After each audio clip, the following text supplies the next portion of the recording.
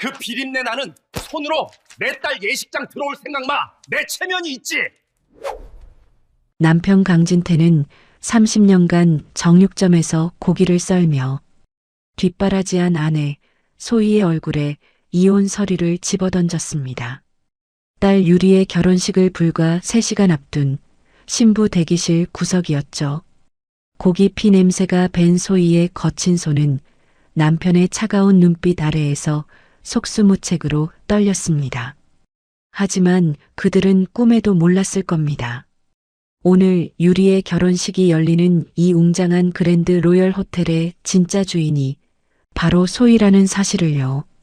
아버지가 남긴 비밀 신탁은 남편의 배신이 확정되는 순간 소희를 가장 강력한 여왕으로 만들 준비를 마쳤습니다. 과연 이들의 비참한 끝은 어떤 모습일까요? 이야기 시작 전 구독과 좋아요로 온기를 더해주세요. 어디서 듣고 계신지 댓글 남겨주시면 계신 그곳으로 건강과 행복의 기운을 가득 담아 보내드리겠습니다. 새벽 4시 남들이 깊은 잠에 빠져 있을 시간에도 소희의 하루는 어김없이 시작되었습니다. 차가운 새벽 공기가 코끝을 찔렀지만 소희는 익숙한 듯 낡은 가디건을 걸치고 시장통으로 향했죠. 시장 바닥은 밤새 내린 서리 때문에 축축하게 젖어 있었고 정육점 입구에 들어서자마자 훅 끼쳐오는 비릿한 고기 피 냄새는 소희의 폐부를 찔렀습니다. 30년이라는 긴 세월 동안 소희는 이 냄새를 훈장처럼 몸에 새기며 살아왔습니다. 누군가에게는 역한 냄새였겠지만 소희에게는 가족의 생계이자 남편의 출세기를 닦아준 아주 지독하고도 간절한 삶의 향기였던 것이죠. 정육점의 낡은 도마 위에 커다란 고기 덩어리를 올린 소희는 익숙하게 칼을 갈기 시작했습니다. 슥슥 소리를 내며 날이 서는 칼날을 보며 소희는 자신의 구부러진 손가락을 가만히 내려다보았죠. 한때는 피아노 건반 위를 부드럽게 넘나들던 고운 손이었지만 이제는 마디마디가 굵어지고 굳은 살이 박혀 제 모양을 잃은 지 오래였습니다. 새벽마다 얼어붙은 고기를 만지며 뼈마디가 뒤틀리는 통증을 견뎌온 시간들이 그 손 안에 고스란히 박혀 있었던 것이죠. 하지만 소희는 아픈 줄도 몰랐습니다. 그저 남편이 어깨를 펴고 딸 유리가 남부럽지 않게 자랄 수 있다는 믿음 하나로 버텨온 30년이었기 때문입니다. 시장 사람들은 소희를 보며 늘 혀를 찼습니다. 저렇게 고생해서 남편 뒷바라지해 봐야 다 소용없다니까. 하지만 소희는 그 말을 웃어넘겼죠. 남편 강진태가 가난한 고학생 시절 소희의 손을 잡으며 평생 눈물 한 방울 흘리지 않게 해주겠다고 약속했던 그 순간을 소희는 여전히 보석처럼 간직하고 있었습니다. 남편의 미국 유학 자금을 대기 위해 하루에 16시간씩 고기를 썰면서도 소희는 힘든 줄 몰랐습니다. 남편이 보내온 짧은 편지 한 장이면 세상을 다 얻은 것 같았고 퇴근길 시장 입구에서 파는 붕어빵 하나에도 행복을 느끼던 순수한 시절이 그녀에게는 분명히 있었기 때문이죠. 하지만 사랑을 선택한 대가는 생각보다 훨씬 더 가혹했습니다. 재벌가 딸이라는 화려한 명패를 내던지고 아버지의 파문 선언을 뒤로한 채 시장통으로 숨어든 소희에게 세상은 그리 만만하지 않았죠. 아버지는 딸의 고집을 꺾겠다며 단 한 푼의 지원도 해주지 않았고 남편 진태는 처음에 고마움을 잊은 채 시간이 갈수록 소희의 헌신을 당연하게 여기기 시작했습니다. 고기 냄새 나니까 가까이 오지 마. 남편이 내뱉은 그 한마디가 소희의 가슴에 얼마나 깊은 대못을 박았는지 그는 아마 꿈에도 몰랐을 겁니다. 소희는 남편의 차가운 외면조차 사랑에 대한 정당한 대가라 여기며 묵묵히 칼을 휘둘렀습니다. 정육점 안은 늘 붉은 조명 아래 축축한 습기가 가득했습니다. 고기 기름기가 밴 앞치마는 세탁기에 돌려도 씻겨나가지 않는 지독한 냄새를 풍겼고 소희의 머리카락 끝에도 어느덧 비릿한 향이 깊게 스며들었습니다.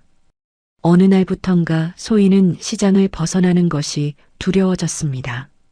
자신의 옷에서 나는 냄새가 남들에게 불쾌감을 줄까봐 버스를 탈 때도 늘 구석자리에 몸을 움츠려야 했죠.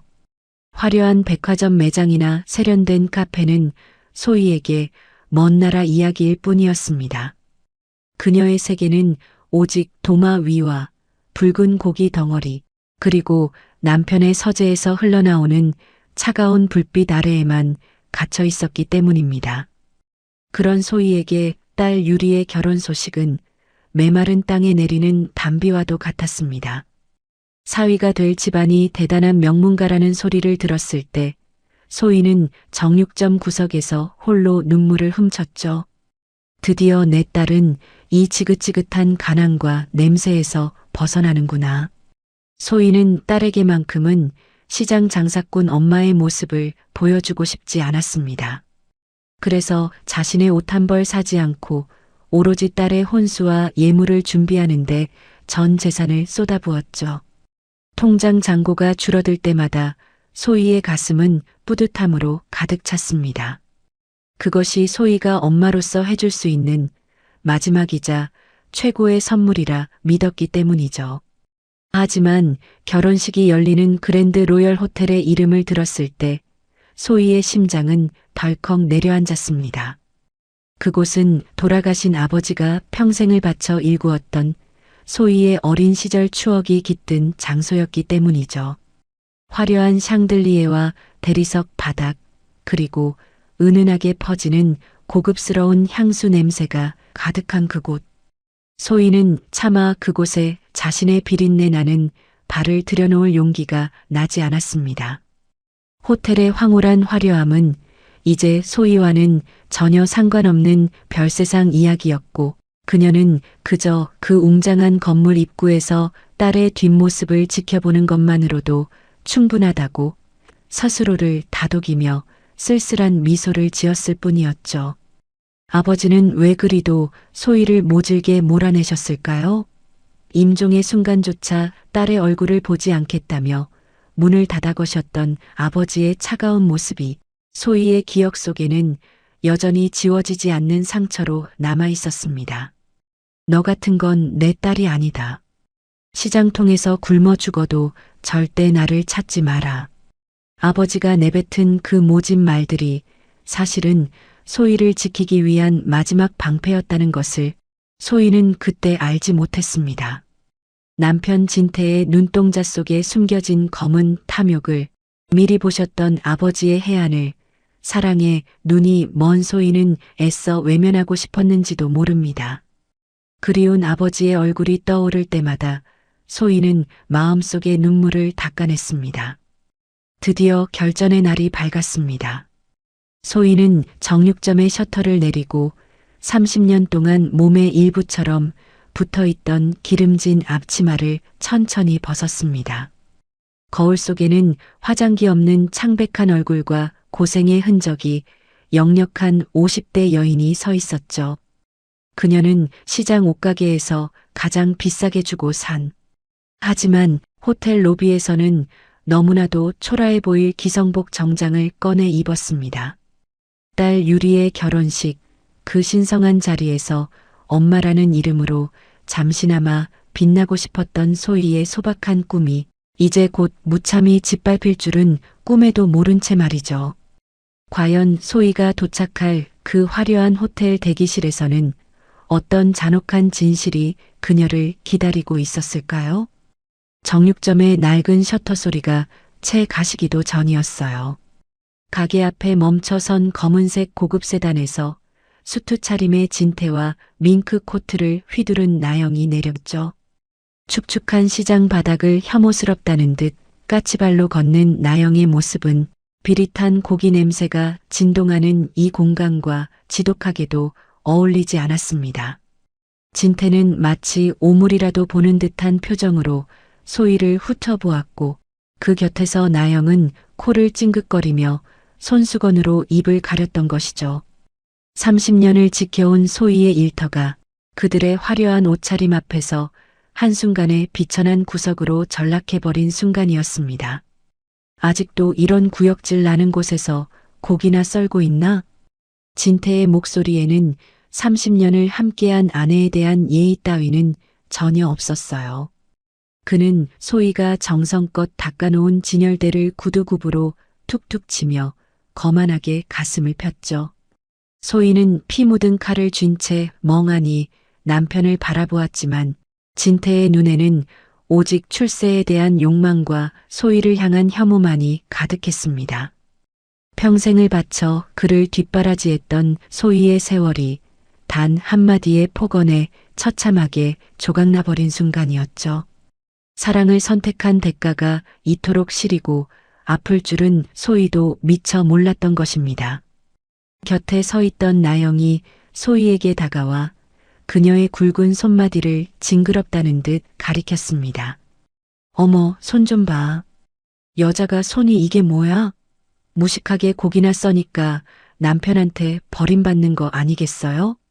나영의 비웃음 섞인 목소리가 좁은 정육점 안에 날카롭게 울려 퍼졌죠. 소희는 자신의 손등에 새겨진 깊은 칼자국과 거친 굳은 살을 보며 목구멍까지 차오르는 뜨거운 눈물을 간신히 삼켰습니다. 이 손으로 벌어다 준 돈으로 호의호식하던 인간들이 이제 와서 그 손을 비천하다 욕하는 현실이 너무나도 잔혹했기 때문이죠. 진태는 주머니에서 두툼한 서류 봉투를 꺼내 소희의 진열대 위에 거칠게 올려놓았습니다. 가게 비우라는 내용 증명이야. 이번 달 안으로 다 치워. 유리 결혼식 전에 이 비린내 나는 흔적부터 지워야겠으니까.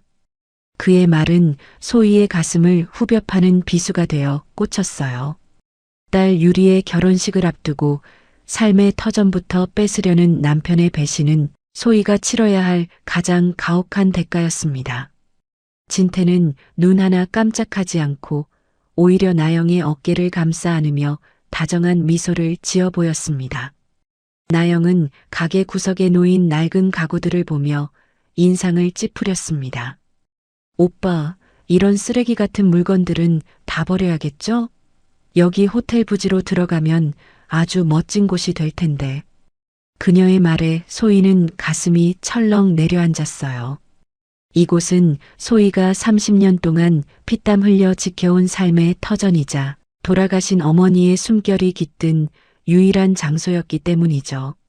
나영은 그런 소희의 마음을 아는지 모르는지 명품 가방을 고쳐 매며 승리자의 미소를 지어 보였습니다.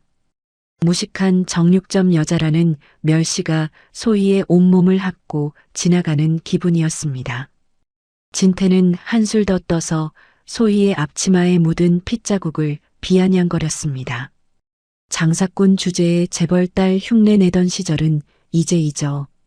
너 같은 여자는 이런 비린내 나는 바닥이 딱 어울려.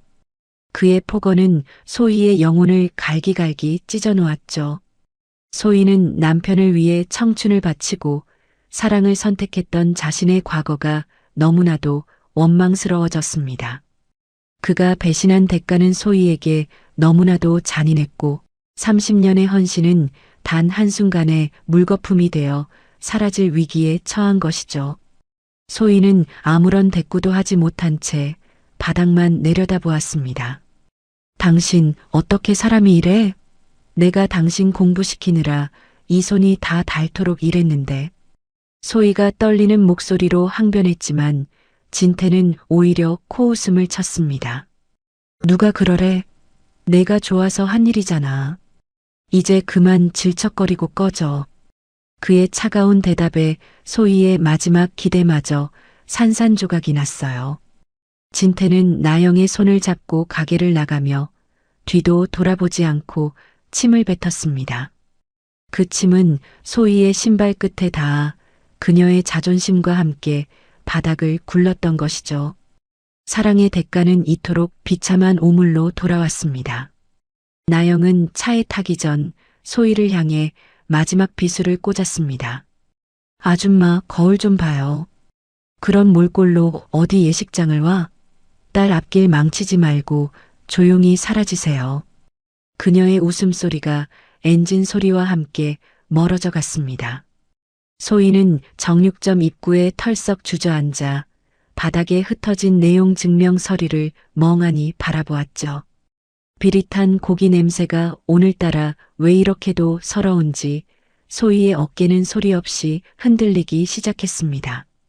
30년의 세월이 이토록 허무하게 끝날 줄은 정말 몰랐기 때문이죠. 시장 상인들이 하나둘 모여 수군거리는 소리가 들려왔습니다. 아이고, 어쩜 남편이 저럴 수가 있대. 첩까지 데리고 와서 저러는 건 사람 도리가 아니지. 동정 어린 시선이 소희의 등을 찔렀지만 그녀는 아무런 대꾸도 할 수 없었습니다.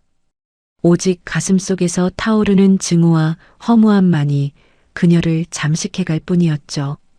남편은 승승장구하며 호텔 로비에서 샴페인을 터뜨릴 준비를 하고 있는데 자신은 이 어두운 정육점에서 쫓겨날 처지가 된 것입니다.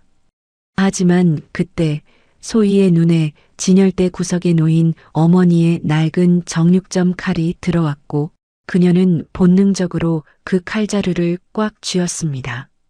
진태와 나영이 휩쓸고 지나간 정육점에는 비릿한 고기 냄새와 차가운 정막만이 가득했습니다. 소희는 텅 빈 가게 바닥에 털썩 주저앉아 어머니가 남기신 낡은 정육점 칼을 멍하니 바라보았죠. 30년이라는 세월 동안 소희의 손때가 묻어 반질반질해진 나무 손잡이는 오늘따라 유난히 묵직하게 느껴졌습니다. 이 칼은 소희가 집을 나올 때 아버지가 어머니의 유품이라며 말없이 건네주셨던 유일한 물건이었어요. 비린내 나는 시장 바닥에서 소희를 버티게 해준 유일한 버팀목이자 돌아가신 어머니의 따뜻한 온기가 서린 마지막 흔적이었던 것이죠. 소희는 떨리는 손으로 칼을 깨끗이 닦기 시작했습니다.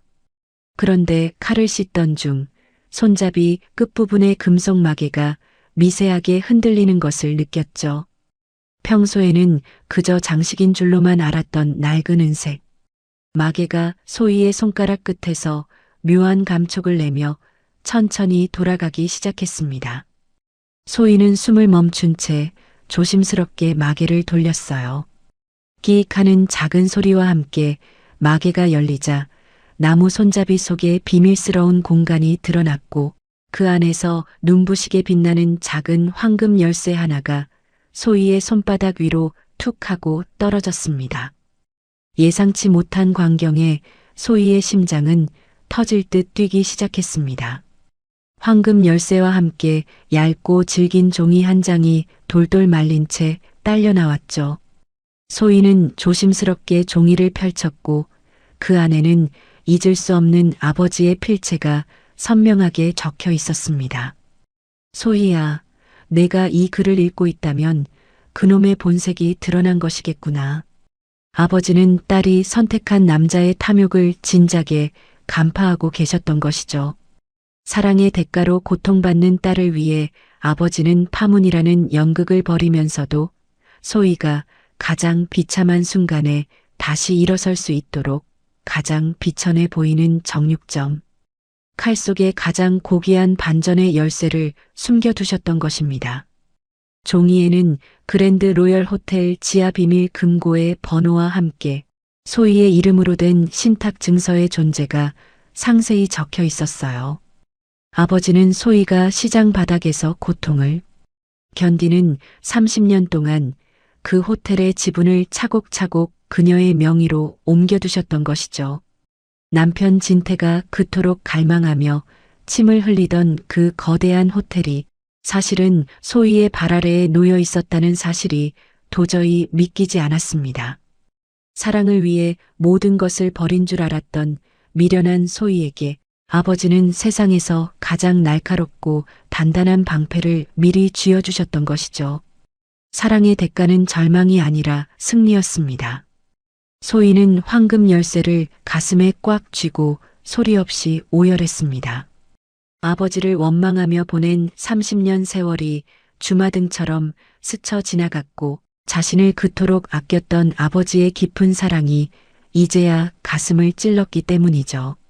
시장 상인들이 재벌 딸이 고기나 썬다며 비웃을 때도 아버지는 멀리서 딸의 고통을 지켜보며 피눈물을 흘리셨을 것입니다.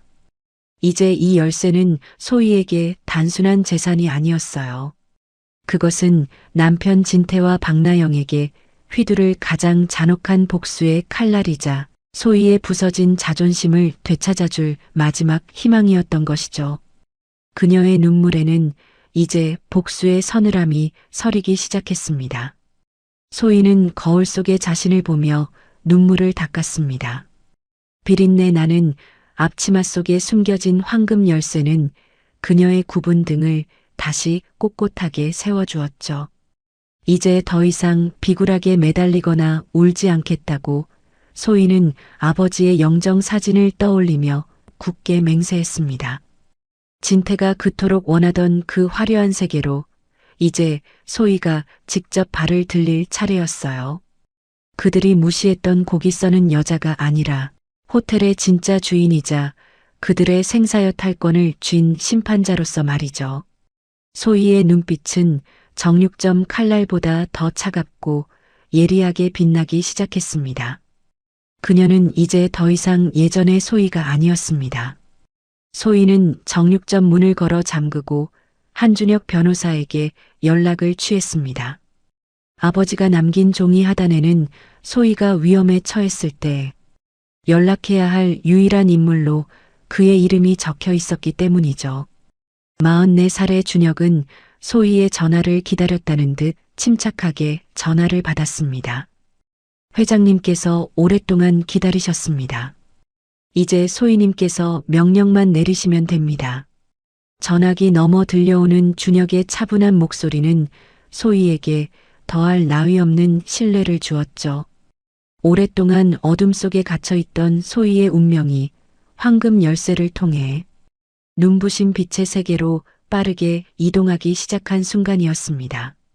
소희는 아버지의 비밀 계좌를 통해 자신의 자금력을 확인하고는 헛웃음을 터뜨렸습니다.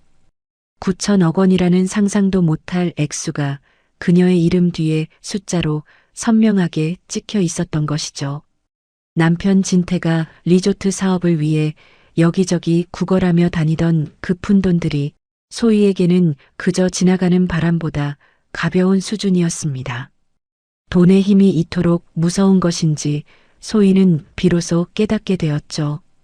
이제 그녀는 그 자금력을 바탕으로 진태가 가장 아끼는 것들을 하나하나 무너뜨릴 치밀한 계획을 세우기 시작했습니다. 그녀가 지불한 30년의 대가를 이제 그들이 치를 차례였습니다. 소희는 딸 유리의 결혼식 초대장을 다시 꺼내 들었습니다. 남편 진태가 쪽팔리니 오지 말라며 내던졌던 그 종이는 이제 소희가 복수의 무대에 오를 화려한 초대장이 되었죠. 소희는 남편과 박나영이 꿈꾸는 그 화려한 결혼식을 인생 최악의 장례식으로 만들어주겠다고 결심했습니다. 세상에서 가장 우아하고 당당한 모습으로 그들 앞에 나타날 소희의 모습이 벌써부터 눈앞에 선명하게 그려지는 듯했죠. 과연 소희가 화이트 정장을 차려입고 결혼식장 문을 열 때 그녀를 벌레 보듯 무시했던 그들의 얼굴은 어떤 공포로 일그러지게 될까요? 딸 유리의 결혼식 날 아침, 하늘은 소희의 마음을 아는지 무심하게도 장대비가 쏟아졌습니다. 소희는 시장에서 가장 비싸게 주고 산 기성복 정장을 입고 빗줄기를 뚫으며 아버지가 세운 그랜드 로열 호텔 입구에 도착했죠. 하지만 화려한 로비 입구에는 예식 손님들을 맞이하는 직원들 대신 험상궂은 인상의 용역 직원들이 성벽처럼 버티고 서 있었습니다. 진태가 소희의 등장을 미리 예상하고 철저하게 바리케이드를 쳐놓았던 것이죠. 소희의 가슴에는 불안한 기운이 소름 끼치게 번지기 시작했습니다. 이봐요, 나 신부 엄마예요. 내 딸 유리 보러 왔다니까요. 소희가 빗물에 젖은 목소리로 애원했지만 용역 직원들은 눈 하나 깜짝하지 않았어요. 오히려 소희의 초라한 옷차림을 훑어보더니 코를 킁킁거리며 인상을 찌푸렸죠. 어디서 고기 비린내가 진동을 하네. 아줌마 여기가 어디라고 행패야? 당장 안 꺼져? 거친 손길이 소희의 어깨를 밀쳐냈고 그녀는 빗물이 고인 차가운 아스팔트 바닥으로 사정없이 나뒹굴었습니다. 시장에서 30년을 버텨온 강인한 소희였지만 남편이 보낸 이들의 노골적인 멸시는 견디기 힘든 고통이었던 것이죠. 바닥에 쓰러진 소희의 머리 위로 검은 그림자가 드리워졌습니다. 고개를 들어보니 그곳에는 완벽한 턱시도 차림으로 승리자의 미소를 짓고 있는 진태가 서 있었죠. 말귀를 못 알아듣는 건 예나 지금이나 똑같구나. 내 딸 앞길 망치지 말고 조용히 사라지라고 했지? 진태는 빗물에 젖은 소희를 마치 벌레 보듯 내려다보며 침을 뱉었습니다. 그 곁에서 나영은 우아하게 우산을 받쳐 들고는 소희의 비참한 꼴을 보며 킬킬거리며 웃고 있었어요. 사랑을 선택한 대가가 이토록 처참한 짓밟힘이라니 소희는 심장이 조각나는 기분이었습니다. 당신 어떻게 이럴 수 있어? 나 유리 엄마야. 내 딸 얼굴만이라도 보게 해줘. 소희가 진태의 바짓가랑이를 붙잡고 절규했지만 그는 소희의 손을 거칠게 뿌리쳤습니다. 내까짓 게 무슨 엄마야?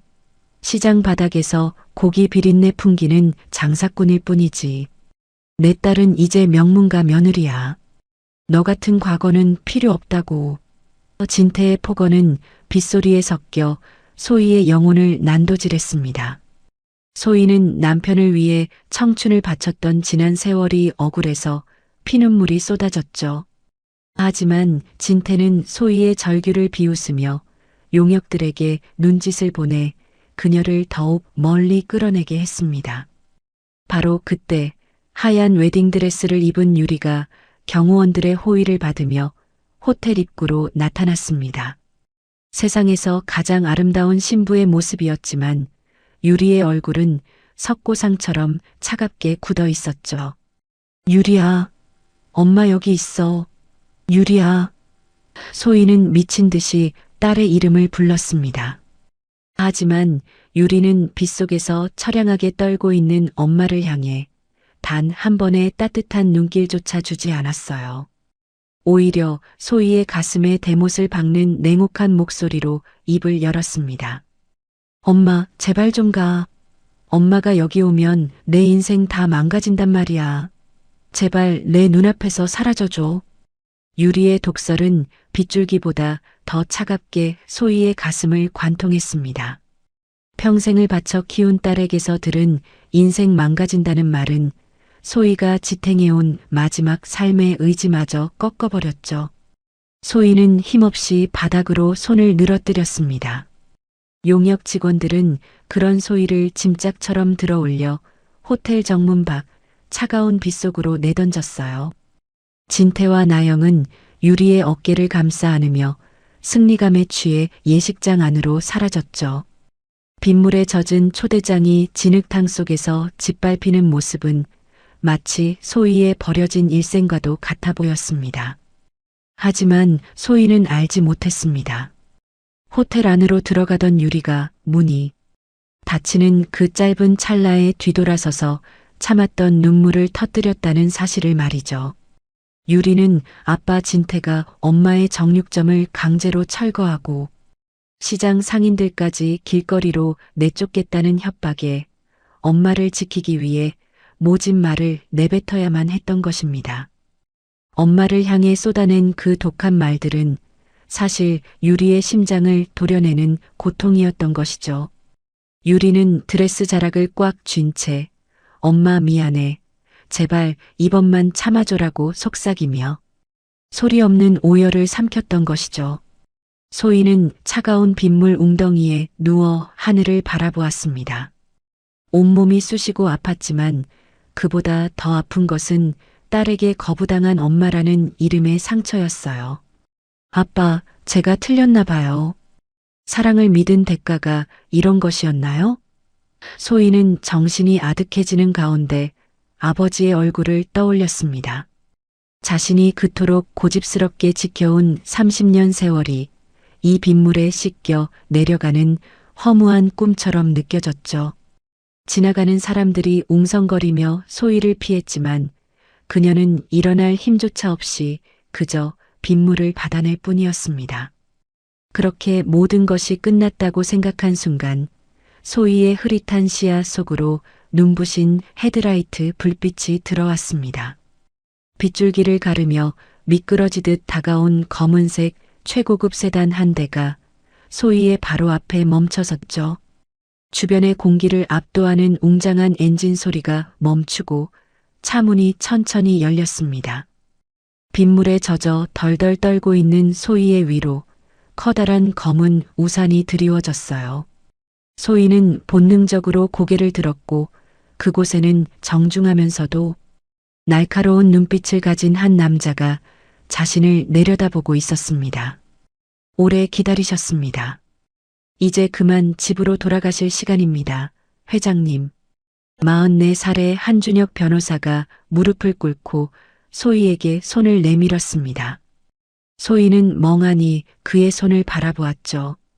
빗속에서 비참하게 짓밟혔던 엄마의 이름이 그의 부름을 통해 회장님이라는 낯설고 거대한 위엄으로 다시 태어나는 순간이었습니다. 소희의 눈동자 속에 서려있던 절망은 준혁의 부축을 받는 찰나 서늘한 복수의 불꽃으로 타오르기 시작했습니다. 과연 빗물에 젖은 초라한 여인이 최고급 세단에 몸을 실었을 때 그녀의 화려한 역전극은 어떤 서막을 열게 될까요? 차가운 빗줄기는 멈출 줄 모르고 소희의 젖은 어깨를 사정없이 때렸습니다. 바닥에서 올라오는 비릿한 흙내음과 정육점 앞치마에 밴 고기 냄새가 뒤섞여 코끝을 찔렀죠. 딸에게 거부당한 소희는 일어날 기력조차 잃은 채 빗물 웅덩이 속에 주저앉아 있었습니다. 30년을 버텨온 사랑의 대가가 고작 이 시린 빗물뿐이라는 사실이 그녀의 가슴을 송곳처럼 파고들었어요. 세상 모두가 자신을 비웃는 것만 같은 적막 속에서 소희는 그저 눈을 감으며 자신의 초라한 운명을 받아들이려 했습니다. 그때였어요. 빗소리를 뚫고 묵직한 타이어 마찰 소리가 소희의 귓가를 울렸습니다. 흐릿한 시야 사이로 눈부신 헤드라이트 불빛이 쏟아졌고 거대한 검은색 세단 한 대가 소희의 코앞에 멈춰섰죠. 빗방울을 튕겨내는 매끄러운 차체는 주위의 모든 소음을 단숨에 잠재울 만큼 압도적인 위엄을 풍겼습니다. 로고조차 낯선 최고급 세단의 존재감은 마치 다른 세상에서 온 구원자처럼 비참한 소희를 덮쳐왔어요.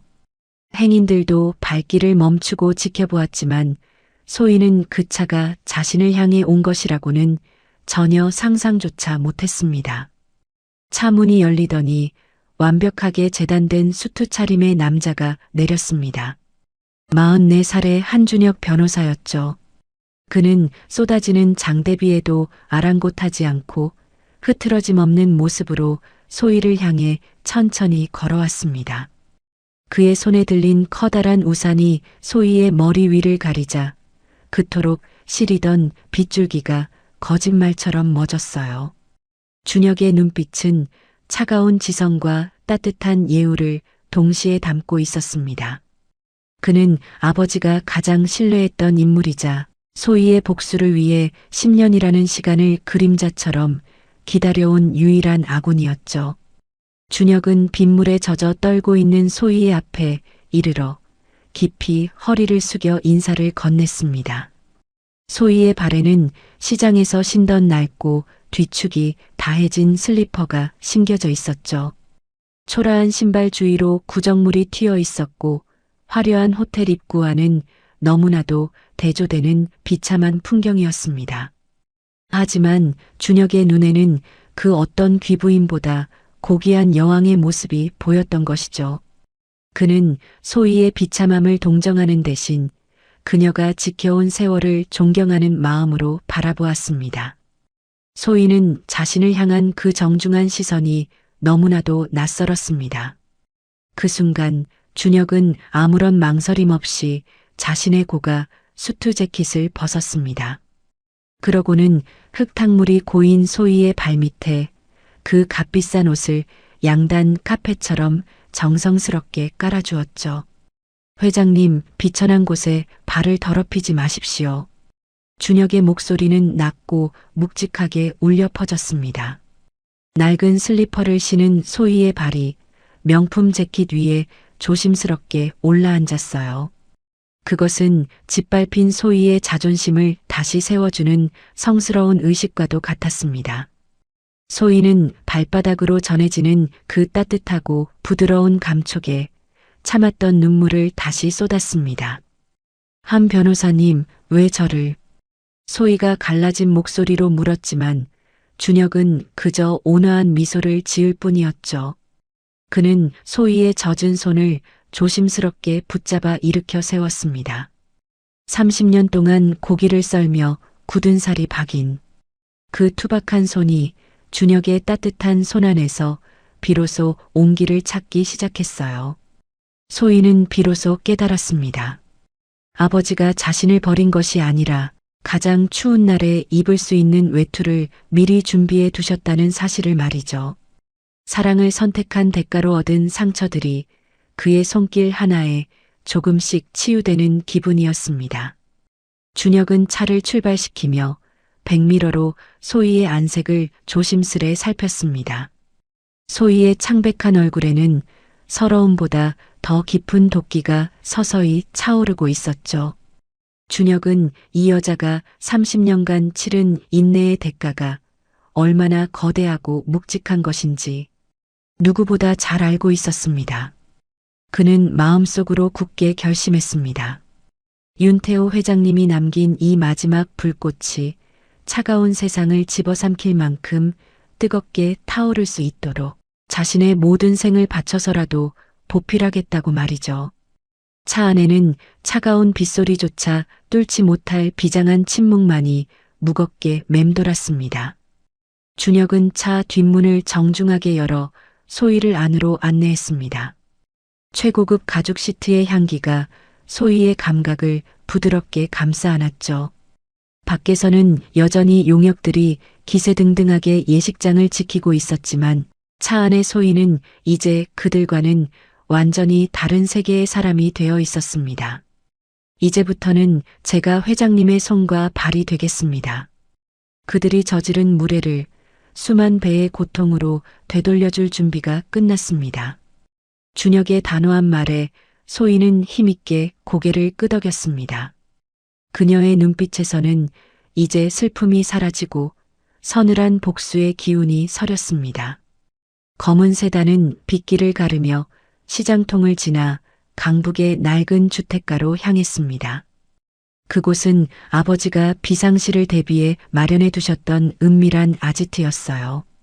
겉보기엔 평범한 건물이었지만 그 안에는 진태의 비리를 파헤칠 방대한 자료와 소희의 부활을 도울 인맥들이 숨겨져 있었죠. 소희는 창밖으로 멀어지는 호텔 조명을 보며 차갑게 의졸였습니다. 진태 씨, 당신이 사랑하는 그 세계가 얼마나 쉽게 무너질 수 있는지 똑똑히 보여줄게. 그녀의 목소리는 낮았지만 그 어떤 천둥 소리보다 무겁게 차 안을 가득 채우며 울려 퍼졌습니다. 준혁은 낡은 오피스텔 앞에 차를 세우고 소희를 부축해 내렸습니다. 벽지가 들뜨고 물이 새는 좁은 방이었지만 그곳엔 아버지가 남기신 유산인 비밀 장부들이 소희를 기다리고 있었죠. 소희는 젖은 옷을 갈아입지도 않은 채 탁자 위에 놓인 서류들을 넘기기 시작했습니다. 그 안에는 진태와 박나영이 결탁해 저지른 추악한 범죄의 증거들이 빼곡히 적혀 있었어요. 소희의 입가에 잔인할 만큼 아름다운 미소가 번졌습니다. 과연 내일 아침 소희의 첫 번째 공격을 받은 진태의 얼굴은 어떤 공포와 절망으로 일그러지게 될까요? 낡은 오피스텔 창밖으로 비는 여전히 쏟아졌지만 방 안의 공기는 서늘한 이성으로 가득 찼습니다. 소희는 준혁이 건넨 두툼한 서류 뭉치를 한 장씩 넘기며 그동안 진태가 숨겨온 추악한 이면들을 마주했죠. 정육점의 붉은 조명 대신 밝은 형광등 아래서 서류를 읽어가는 소희의 눈빛은 마치 먹잇감을 노리는 매처럼 날카롭게 빛났습니다. 30년이라는 긴 세월을 인내하며 치러온 사랑의 대가가 이제는 저들을 파멸시킬 가장 강력한 무기가 되어 돌아오고 있었던 것이죠. 소희의 손끝은 복수의 전율로 가늘게 떨렸습니다. 소희의 시선이 멈춘 곳은 남편의 곁을 차지한 상간녀 박나영의 신상 정보가 담긴 페이지였습니다. 명품으로 온몸을 휘감고 거만하게 굴던 그녀는 스스로를 신흥 재벌가의 외동딸이라 소개하며 진태의 눈을 멀게 했죠. 진태는 그녀의 배경을 이용해 리조트 사업을 확장하려 했고 그 꿈에 부풀어 조강지처인 소희를 쓰레기처럼 버렸던 것입니다. 하지만 서류 속에 드러난 그녀의 진짜 과거는 화려한 겉모습과는 너무나도 동떨어진 누추하고도 비루한 진실뿐이었어요. 소희는 코웃음을 치며 그녀의 가짜 인생을 낱낱이 파헤치기 시작했습니다. 박나영, 입사연도 2015년, 직위 경리팀 주임. 소희는 입술을 깨물며 서류상의 이름을 나직이 읊조렸습니다. 놀랍게도 그녀는 소희의 아버지가 세운 그랜드 로열 호텔에서 일하던 평범한 직원이었습니다. 재벌가의 딸이라는 말은 모두 새빨간 거짓이었고 그녀가 진태에게 보여준 화려한 인맥과 정보들은 모두 호텔에서 일하며 어깨너머로 훔쳐본 것들이었죠. 진태는 가짜 보석을 진짜라 믿고는 자신의 인생을 통째로 바쳐온 소희라는 다이아몬드를 흙바닥에 던져버린 꼴이었던 것이죠. 참으로 어처구니 없는 배신의 결과였습니다. 서류를 더 깊이 파헤치자 박나영의 해고, 사유가 붉은 글씨로 선명하게 적혀 있었습니다. 고객들의 예치금 수억 원을 횡령하여 개인적인 명품 구매와 도박 자금으로 탕진한 사실이 적발되었던 것이죠. 당시 호텔 측은 기업의 이미지를 고려해 조용히 권고사직 처리를 했지만 그 기록은 지워지지 않는 낙인이 되어 인사기록 카드에 고스란히 남아 있었습니다. 소희는 그 기록을 손가락으로 천천히 훑으며 차가운 미소를 지었습니다. 저급한 사기꾼에게 속아 자신의 모든 것을 걸고 도박을 벌인 남편의 꼴이 참으로 가관이었기 때문이죠. 준혁은 소희의 곁에서 차분하게 상황을 설명하기 시작했습니다. 박나영은 현재 강진태 씨에게 접근해 자신의 가짜 배경을 담보로 거액의 투자금을 끌어내고 있습니다. 진태는 그녀가 제안한 유령 사업에 눈이 멀어 정육점을 판 돈과 사채까지 끌어다 바치고 있었죠. 소희는 그 이야기를 들으며 가슴속에서 끓어오르는 조소를 참을 수 없었습니다. 배신의 대가로 그가 선택한 파라다이스가 사실은 사기꾼이 설계한 무덤이라는 사실이 너무나도 통쾌했기 때문이었어요. 진태는 스스로 지옥불로 걸어 들어가고 있었던 것이죠. 한 변호사님, 이 여자가 횡령했던 돈의 전말을 더 자세히 파악해 주세요. 소희의 명령은 짧고 단호했습니다. 30년간 고기만 썰던 순진한 아내의 모습은 온데간데 없고 이제는 거대 기업을 진두지휘하던 아버지의 냉철한 카리스마가 그녀에게서 뿜어져 나왔죠. 소희는 박나영이 진태에게 건넸던 가짜 계약서들과 위조된 서류들을 보며 복수의 순서를 머릿속으로 정교하게 설계했습니다. 단순히 그들을 무너뜨리는 것이 아니라 가장 높은 곳에서 가장 비참하게 떨어뜨려야 했기 때문이죠. 그녀의 복수는 이제 이성이 지배하는 영역이었습니다. 박나영은 소희가 물려받은 호텔의 명성을 이용해 사기를 치고 있었지만 정작 그 호텔의 주인인 소희가 자신을 지켜보고 있다는 사실은 꿈에도 몰랐을 겁니다. 소희는 정육점에서 묻어온 피냄새를 씻어내듯 차가운 물로 손을 씻으며 거울 속의 자신을 보았습니다. 비루했던 과거의 허물을 벗어던지고 이제는 당당한 포식자의 모습으로 거듭날 준비를 마쳤던 것이죠. 박나영이 누리고 있는 그 위태로운 사치는 조만간 소희의 손에 의해 산산조각이 날 모래성에 불과했습니다. 거짓으로 쌓아 올린 성은 진실의 파도 앞에 무너질 수밖에 없는 법이죠. 내일 당장 그랜드 로열 호텔로 가겠습니다. 이 사진들을 소집해 주세요. 소희의 말에 준혁은 정중하게 고개를 숙이며 답했습니다. 이미 모든 준비는 끝났습니다. 회장님께서 나타나시는 순간 호텔의 공기는 완전히 바뀔 것입니다. 소희는 아버지가 남기신 황금 열쇠를 만지작거리며 창밖의 어둠을 응시했습니다. 사랑을 맹세했던 남편과 그를 유혹한 사기꾼 여자가 벌이는 추악한 연극에 이제는 진짜 주인공이 나타나 막을 내릴 시간이었죠. 복수의 서막은 이제 겨우 시작된 것이었으며 소희의 심장은 차갑고 강하게 요동쳤습니다. 같은 시각 진태는 박나영과 함께 최고급 샴페인을 터뜨리며 장밋빛 미래를 꿈꾸고 있었습니다. 조강지처를 벌인 대가로 얻게 될 막대한 부와 명예가 눈앞에 있다고 굳게 믿고 있었죠. 하지만 그들이 건배를 나누며 마시는 그 술은 사실은 자신들의 파멸을 축하하는 독배였다는 것을 알 턱이 없었습니다. 다음 날 아침 호텔 로비에 나타날 소희의 모습 앞에 그들은 어떤 표정을 짓게 될까요? 과연 소희가 던질 첫 번째 일격은 그들의 가짜 낙원을 어떻게 산산조각 내버릴까요? 그들의 몰락은 이제 피할 수 없는 운명이 되었습니다.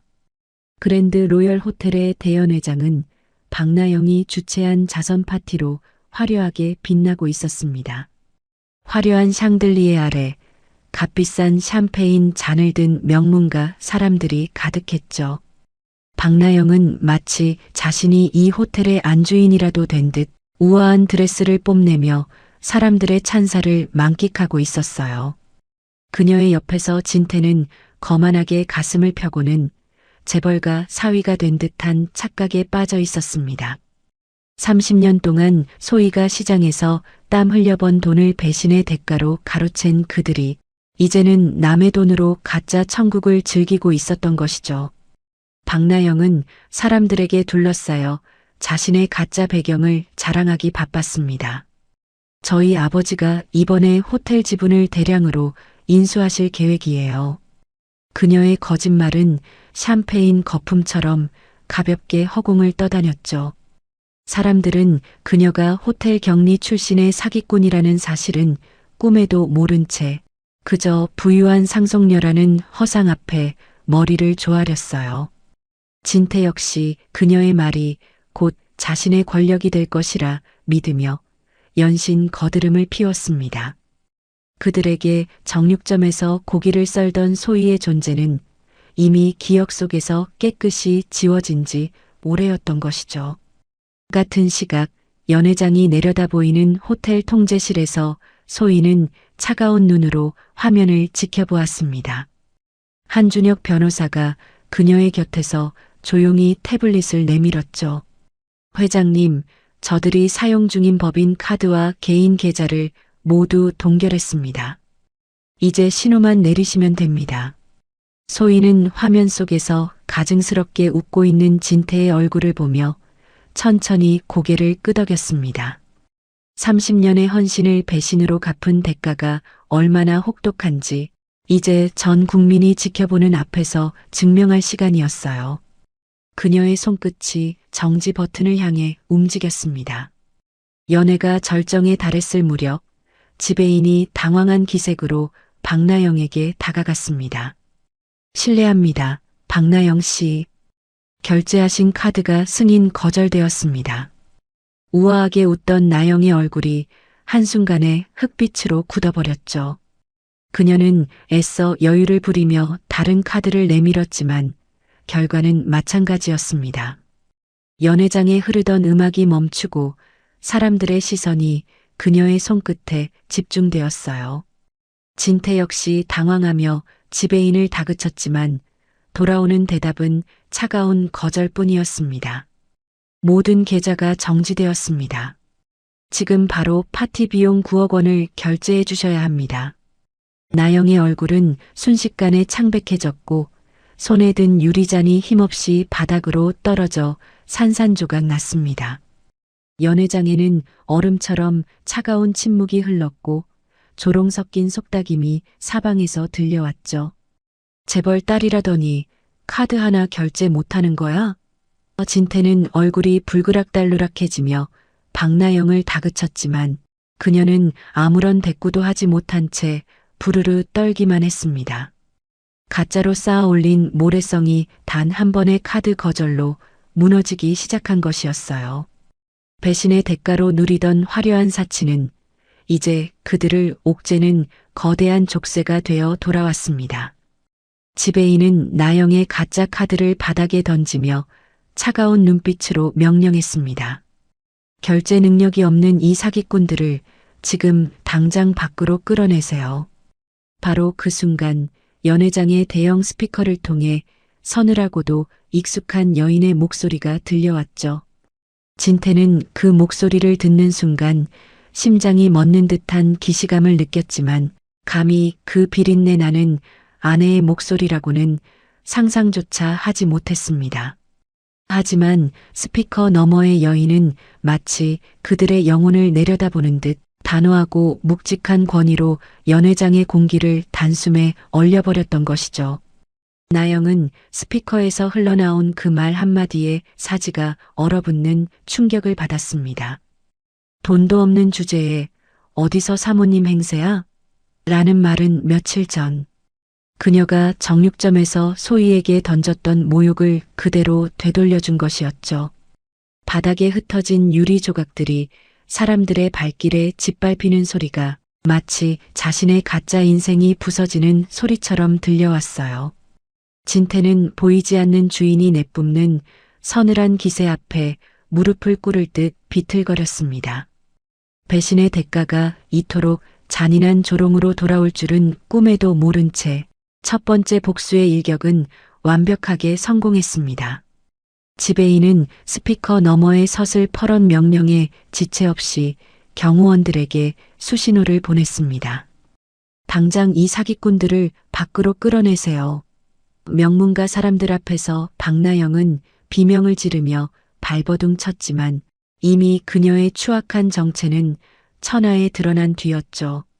진태 역시 경호원들에게 팔이 꺾인 채 질질 끌려나갔고 연회장은 순식간에 그들의 비명과 욕설로 아수라장이 되었습니다. 배신의 대가를 가볍게 여겼던 그들에게 보이지 않는 주인이 선사한 첫 번째 선물은 세상에서 가장 비참한 공개 처형이었던 것이죠. 호텔 밖 차가운 바닥으로 내동댕이 쳐진 진태와 나영은 서로를 원망하며 악을 썼습니다. 하지만 그들의 불행은 이제 겨우 시작에 불과했습니다. 소희는 창가에서 그들의 비참한 뒷모습을 내려다보며 다음 복수의 단계를 차분히 떠올렸죠. 진태가 전 재산을 쏟아부어 추진하던 리조트 사업 부지가 사실은 소희의 손아귀에 있다는 사실을 그가 알게 된다면 어떤 반응을 보일까요?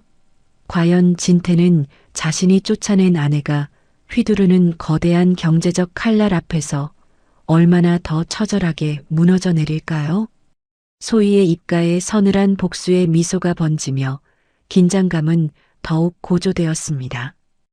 호텔 연회장에서 쫓겨난 진태의 머릿속은 마치 폭탄이 터진 듯 하얗게 변해버렸습니다.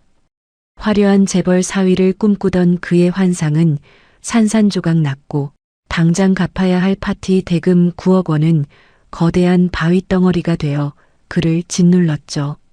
하지만 진태는 포기할 수 없었습니다.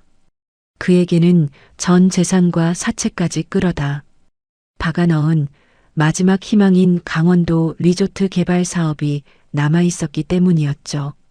그 사업만 성공한다면 지금의 굴욕은 단숨에 씻어낼 수 있다고 그는 떨리는 손으로 전화기를 붙잡으며 스스로를 다독였습니다. 하지만 리조트 사업의 핵심 부지를 매입하려던 진태의 계획은 시작부터 거대한 벽에 부딪히고 말았습니다. 땅 주인들이 약속이라도 한 듯 진태와의 계약을 거부하며 이미 다른 법인의 땅을 넘겼다고 통보해 온 것이었죠.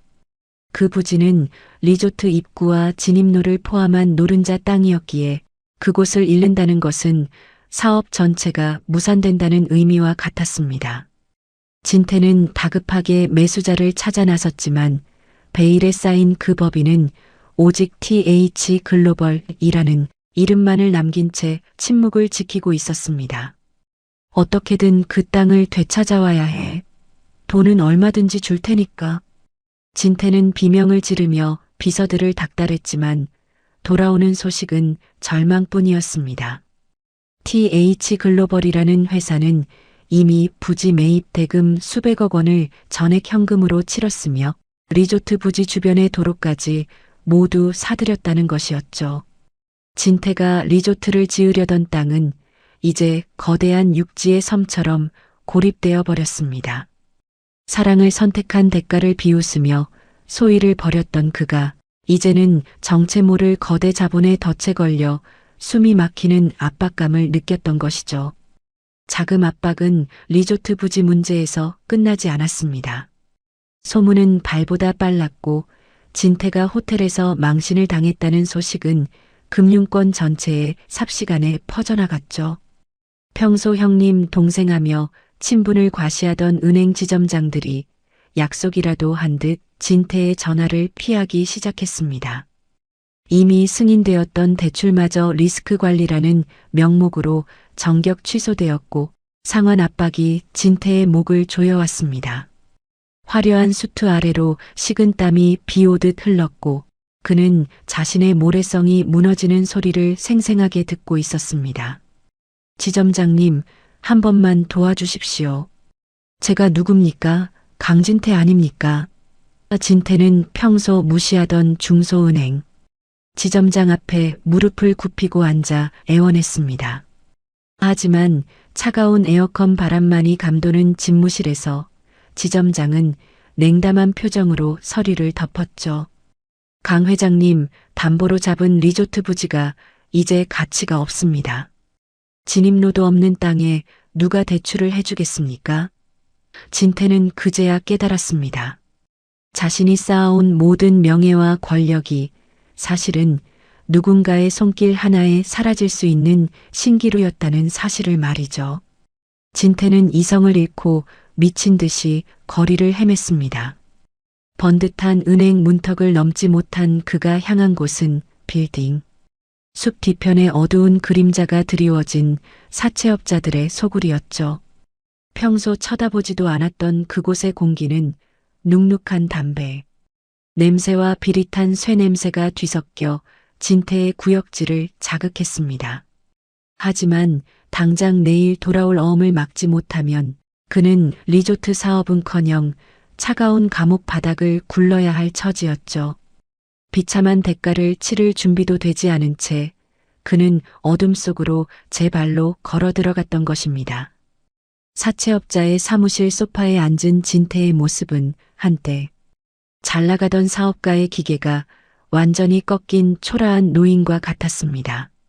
문신 가득한 사내들이 그를 둘러쌌고 책상 너머에서는 얼음처럼 차가운 눈빛을 가진 사채업자가 이빨을 드러내며 웃고 있었죠. 강 회장님, 여기까지 오신 걸 보니 사정이 참 딱하시네. 돈이야 빌려드리지요. 하지만 이자는 일주일에 10%, 담보는 회장님. 남은 집은 전부인 거 아시죠? 진태의 눈동자가 공포로 거세게 흔들렸지만 그에게는 이미 선택의 여지가 없었습니다. 진태는 결국 사채업자의 발치 앞에 무릎을 꿇고 말았습니다. 제발, 제발 한 번만 살려주십시오. 보름 안에 리조트 사업만 정상화되면 이자는 100%라도 드리겠습니다. 그는 시장 바닥에서 소희가 겪었던 그 굴욕을 이제 자신이 그대로 물려받아 치욕의 대가를 치르고 있었죠. 자존심은 이미 땅바닥에 짓밟혔고 화려했던 수트바지 무릎에는 시커먼 먼지가 묻었습니다. 그가 버린 아내의 눈물이 이제 자신의 눈이 되어 흐르고 있다는 사실을 그는 절망적인 고통 속에서 비로소 느끼고 있었습니다. 차용증의 지장을 찍는 진태의 손가락은 사시나무 떨듯 흔들렸습니다.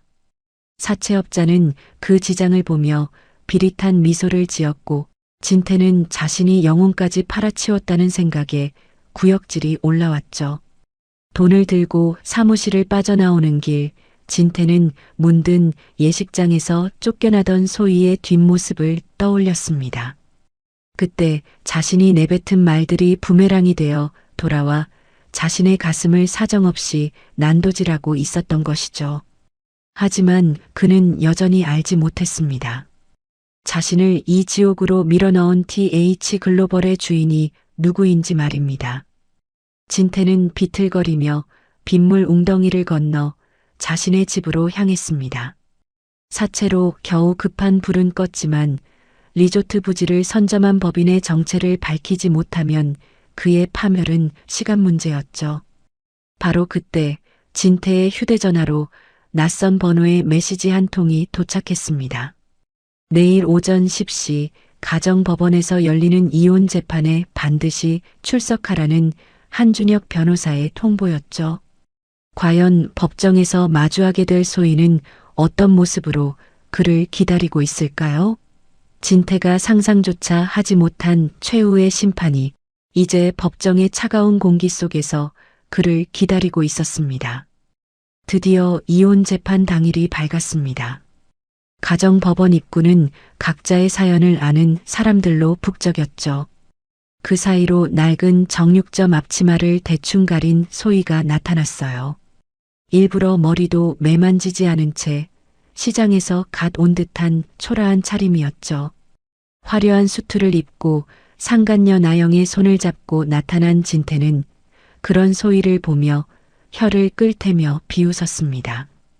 30년을 산 아내의 마지막 모습이 저토록 비참하다는 사실에 그는 자신이 선택한 배신이 정당한 대가라고 확신하며 거만하게 고개를 치켜들었던 것이죠. 어이구, 여기까지 그 비린내를 풍기며 오다니 정말 대단하군. 진태는 소희의 곁을 지나가며 낮게 음조렸습니다. 나영 역시 손수건으로 코를 막으며 소희를 위아래로 훑어보았죠. 오빠, 저런 여자가 우리 유리의 엄마라는 게 정말 소름 끼쳐요. 두 사람의 조롱 섞인 대화가 법정 복도에 날카롭게 울려 퍼졌지만 소희는 그저 고개를 숙인 채 아무런 대꾸도 하지 않았어요. 그 비굴해 보이는 모습이 진태의 경계심을 완전히 무너뜨리는 완벽한 미끼가 될 줄은 그는 꿈에도 몰랐던 것이죠. 재판이 시작되고 판사가 양측의 의견을 묻기 시작했습니다. 진태 측 변호사는 기다렸다는 듯 소희의 무능함과 가난을 몰아세웠죠. 피고는 30년간 시장 정육점에서 일하며 품위 없는 생활을 이어왔습니다. 원고의 사회적 지위와 어울리지 않는 아내였죠. 그들은 소희를 철저히 돈 벌어오는 노예로 깎아내리며 재산 분할에서도 그녀를 배제하려 했습니다. 진태는 승리자의 미소를 지으며 판사의 얼굴을 살폈고 소희는 그저 손등에 굳은 살을 만지작거리며 침묵을 지켰던 것이죠. 법정의 공기는 무겁게 가라앉아 있었고 소희의 변호인석에는 한준혁 변호사가 조용히 자리를 지키고 있었습니다. 진태는 준혁을 보며 돈 없는 여자가 선임한 이름 없는 변호사쯤으로 치부하며 코웃음을 쳤죠. 소희는 판사가 질문을 던질 때마다 가냘픈 목소리로 짧게 대답하며 마치 모든 것을 포기한 듯한 연기를 이어갔어요. 진태는 그런 소희를 보며 속으로 쾌재를 불렀습니다. 이제 이 지긋지긋한 여자에게서 벗어나 박나영과 함께 화려한 인생을 즐길 날만 남았다고 굳게 믿었기 때문이죠. 판사는 재산 분할과 위자료에 대한 최종 의견을 물었습니다. 원고는 피고에게 일정 금액의 위자료를 지급할 의사가 있습니까? 진태는 인심 쓰는 척하며 입을 열었습니다. 그동안 고생한 정을 생각해서 5천만 원 정도는 줄 용의가 있습니다. 시장 바닥에서 그 돈이면 큰 돈 아닙니까? 진태의 조롱 섞인 제안에 방청석에서는 작은 웅성거림이 터져나왔죠. 30년 헌신의 대가가 고작 5천만 원이라니 소희의 가슴속에서는 서늘한 냉소가 피어올랐지만 그녀는 여전히 표정을 관리했습니다. 소희는 경멸 어린 눈빛으로 진태를 쏘아붙이며 차갑게 뱉었습니다.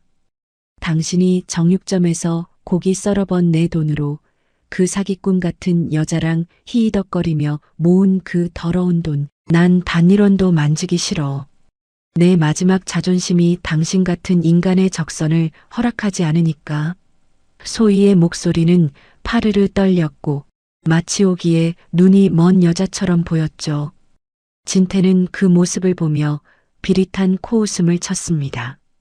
자존심 따위 챙기다가 거지가 되겠다는데 내가 말릴 이유가 없지. 진태는 소희의 무식한 고집이 오히려 고마울 지경이었습니다. 그는 서둘러 서류에 서명하며 소희가 파놓은 거대한 함정에 제 발로 깊숙이 걸어 들어갔던 것이죠. 그때 소희가 천천히 고개를 들어 진태를 정면으로 응시했습니다. 저는 위자료 한 푼도 받지 않겠습니다. 재산 분할도 포기하죠. 소희의 폭탄 선언에 법정은 일순간 정막에 휩싸였습니다. 판사조차 의외라는 듯 안경을 고쳤으며 소희를 바라보았고 진태는 자신의 귀를 의심하며 입을 벌렸죠. 위자료를 포기한다는 것은 진태가 가장 우려했던 금전적 손실이 사라진다는 뜻이었어요. 소희의 눈동자에는 흔들림이 없었고 진태는 이 기막힌 행운의 속으로 비명을 지르고 싶을 만큼 기뻐했습니다. 그래, 역시 너는 자존심밖에 남은 게 없구나. 판사님, 들으셨죠? 본인이 포기하겠답니다. 진태는 자리에서 일어나 쾌재를 부르며 소희를 조롱하기 시작했습니다. 무식한 여자가 끝까지 잘난 척은. 그래, 평생 그 비린내 나는 정육점에서 깡보리밥이나 먹으며 살아라. 진태의 광기 어린 비웃음이 법정 천장에 닿을 듯 울려 퍼졌죠. 나영 또한 안도의 한숨을 내쉬며 승리의 미소를 지었습니다. 그들에게 소희의 포기는 곧 자신들의 완벽한 자유이자 승리를 확정짓는 도장과도 같았던 것이죠. 진태는 판사가 내미는 합의 서류에 서둘러 서명을 마쳤습니다. 혹시라도 소희가 마음을 바꿀까봐 손가락이 떨릴 정도로 급하게 펜을 휘둘렀죠. 서명을 마친 진태는 소희를 향해 서류를 흔들며 마지막 발악을 했습니다. 이제 너랑 나는 남남이다. 내 호텔 근처에는 얼씬도 하지 마. 너 같은 장사꾼이 올 곳이 아니니까. 소희는 남편의 그 추악한 뒷모습을 보며 속으로 아버지가 남기신 황금 열쇠를 만지작거렸습니다. 배신의 대가를 한 푼의 돈으로 퉁치려던 진태의 오판이 시작된 순간이었죠. 모든 절차가 끝나는 듯 보였던 그 순간 조용히 앉아있던 한준혁 변호사가 자리에서 일어났습니다. 재판장님, 이혼 조정은 성립되었으나 피고가 원고의 부정행위와 관련하여 별도로 준비한 자료가 있습니다. 준혁의 묵직한 목소리에 진태의 웃음소리가 딱 멈췄습니다. 소희는 입고 있던 낡은 겉옷을 벗어 던졌고 그 안에서 눈부시게 하얀 실크 블라우스가 드러났죠. 법정의 분위기는 순식간에 반전되었고 준혁이 내민 태블릿 화면에는 진태가 박나영과 함께 공모한 횡령 증거들이 선명하게 떠올랐던 것이죠. 이게 다 뭐야? 너희들 미쳤어? 진태는 당황하며 소리를 질렀지만 판사의 눈빛은 이미 얼음장처럼 차가워져 있었습니다. 소희는 정육점 앞치마를 발밑에 버리고 진태를 향해 단호한 걸음을 옮겼죠. 위자료 안 받는다고 했지. 당신 죄를 용서한다고는 안 했어. 내 호텔에서 당신이 가로챈 돈, 1원 한 푼까지 다 토해내게 해줄게. 소희의 말에 진태는 숨이 멎는 듯한 충격을 받았습니다. 내 호텔이라는 단어가 그의 머릿속을 강타했고 그는 자신의 아내가 누구인지 이제야 의문을 품기 시작했습니다. 법정을 나서는 소희의 뒷모습은 그 어느 때보다 우아하고 당당했습니다. 그녀의 곁에는 준혁이 든든하게 자리를 지키고 있었고 진태는 법정 안에서 넋이 나간 채 주저앉아 있었습니다. 나영 또한 사색이 되어 진태의 팔을 붙잡았지만 이미 상황은 돌이킬 수 없는 파국으로 치닫고 있었죠. 소희는 차가운 법원 정문을 나서며 자신을 기다리고 있던 최고급 세단에 몸을 실었습니다. 과연 다음 날 자신의 호텔, 펜트하우스에서 소희를 다시 마주하게 될 진태의 얼굴은 어떤 공포로 뒤덮이게 될까요? 그랜드 로열 호텔의 최상층, 일반인은 구경조차 할 수 없는 펜트하우스의 육중한 문이 열렸습니다. 진태는 땀이 밴 손바닥을 바지에 문지르며 초조하게 TH 글로벌의 실소유주를 기다리고 있었죠. 사채업자들에게 쫓기며 마지막 벼랑 끝에 선 그에게 이곳은 유일한 동아줄이자 인생을 건 도박장이나 다름없었습니다. 곁에 선 나영 역시 명품 가방을 꽉 쥔 채 연신 마른 침을 삼켰어요. 그들이 벌인 조강지처 소희가 치러야 했던 고통의 대가는 잊은 채 오직 돈줄을 잡겠다는 탐욕만이 그들의 눈을 번뜩이게 만들었죠. 펜트하우스 내부는 눈부시게 화려했고 통유리 너머로 서울 시내의 정경이 한눈에 내려다 보였습니다. 하지만 진태의 눈에는 그 아름다운 풍경이 들어오지 않았어요. 오직 자신들을 살려줄 거대 자본의 주인이 누구일지에만 온 신경이 쏠려 있었죠. 나영은 화려한 샹들리에를 보며 잠시 신분 상승의 꿈을 꾸는 듯 했지만 곧이어 들려오는 구두 굽소리에 온몸을 꼿꼿이 세웠습니다. 마침내 모든 진실을 마주할 시간이 다가오고 있었고 거실로 이어지는 복도 끝에서는 묘한 향수 냄새가 번져나오기 시작했습니다. 정막을 깨고 들려온 발소리는 일정하고도 단호했습니다. 진태와 나영은 숨을 죽인 채 복도 끝을 응시했고 곧이어 눈부시게 하얀 실크 정장을 차려입은 한 여인이 천천히 모습을 드러냈죠. 그녀의 움직임은 우아하면서도 범접할 수 없는 위엄을 뿜어내고 있었습니다. 나영은 여인의 화려한 모습에 압도되어 자신도 모르게 고개를 숙였고 진태는 이 거대한 호텔의 주인이 풍기는 아우라 앞에 입을 벌린 채 굳어버렸어요. 그들은 그녀가 누구인지 왜 이곳에 나타났는지 전혀 짐작조차 하지 못한 채 그저 멍하니 서 있었던 것이죠. 여인은 긴 생머리를 단정하게 뒤로 넘기고 진태와 나영이 앉아 있는 소파 맞은편에 천천히 자리를 잡았습니다. 그녀가 입은 화이트 수트는 단 한 점의 얼룩도 없이 깨끗했고 그것은 마치 정육점의 붉은 핏자국을 완전히 씻어낸 승리자의 예복처럼 보였죠. 진태는 여인의 얼굴을 확인하기 위해 고개를 들었지만 역광 때문에 그녀의 이목구비는 희미하게만 보였습니다. 하지만 여인이 내뿜는 서늘한 냉기는 거대한 펜트하우스의 공기를 순식간에 얼려버렸고 나영은 알 수 없는 불안감에 손끝을 바르르 떨기 시작했습니다. 이윽고 여인이 테이블 위에 놓인 찻잔을 향해 천천히 손을 뻗었습니다. 찻잔을 든 그녀의 왼쪽 손목에는 30년 전 정육점에서 일하다 베인 깊고 선명한 칼자국이 그대로 남아 있었죠. 그 거친 손등과 굵은 손마디는 화려한 실크 소매와 지독하게도 어울리지 않았지만 그 이질감이 오히려 여인의 위엄을 더욱 돋보이게 만들었습니다. 진태는 그 손등의 흉터를 보는 순간 가슴속 깊은 곳에서 불길한 기시감이 피어오르는 것을 느꼈죠. 그것은 그가 평생 무시하고 조롱했던 가장 비천하다고 여겼던 누군가의 흔적이었기 때문이었습니다. 소희는 정육점 칼자국이 선명한 손으로 섬세한 찻잔을 들어 올렸습니다. 투박한 손가락이 가느다란 찻잔 손잡이를 감싸주는 모습은 마치 거친 과거가 고귀한 현재를 지배하는 듯한 기이한 긴장감을 자아냈죠. 진태는 그 손을 멍하니 바라보다가 천천히 고개를 들어 여인의 얼굴을 마주했습니다. 그리고 그 순간 그는 심장이 멈추는 듯한 충격을 받았어요. 화려한 화장 뒤에 숨겨진 그 눈매, 30년 동안 자신을 뒷바라지했던 아내 소희의 모습이 그곳에 선명하게 살아 있었던 것이죠. 진태 씨, 얼굴이 많이 상했네요. 사채업자들에게 쫓기느라 잠을 좀 설쳤나 보죠? 소희의 목소리는 낮고 차분했지만 그 안에는 얼음보다 차가운 조롱이 섞여 있었습니다.